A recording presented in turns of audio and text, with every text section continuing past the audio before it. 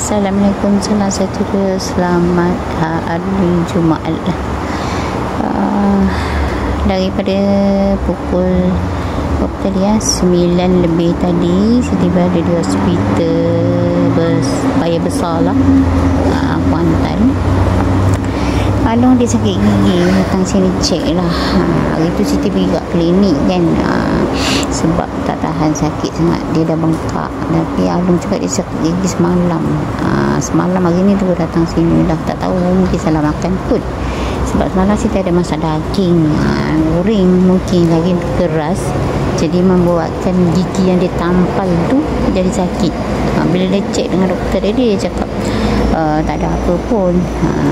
Dia siap x-ray lah. Dia cakap sebab yang dah lama tu dia tampal kan, takut dia retak kat tampal tu.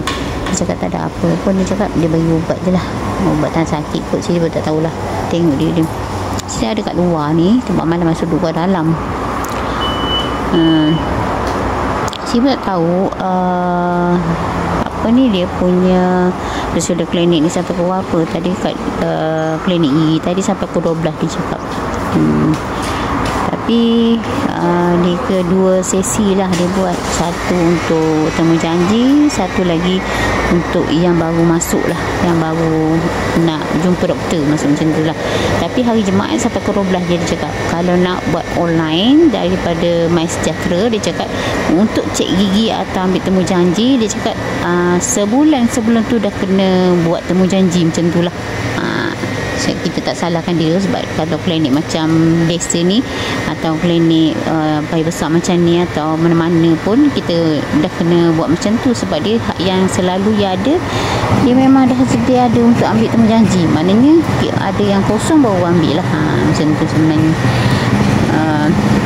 Biasaannya dekat sini dah dia bagi apa? Dia bagi ubat kumur. Ubat kumur je dia bagi. Tapi dia cuci kan? Kena kumur selama 2 minit. Lepas tu? 30 saat. 30 saat kumur. Buat pandu yang halang. Memang dia cuci kan? Cuci banyak tak? Tak. Berapa jam tak? Tapi tak banyak kan? Ada masuk lagi? Entah, mak tak kira jam. Berapa minit? Tak apa jam. 30 minit, setengah jam tak sampai masa. 30 minit lah. Kalau kita nak balik hujan ni. Sampai sini je video. Kita jumpa lagi. Assalamualaikum. Bye.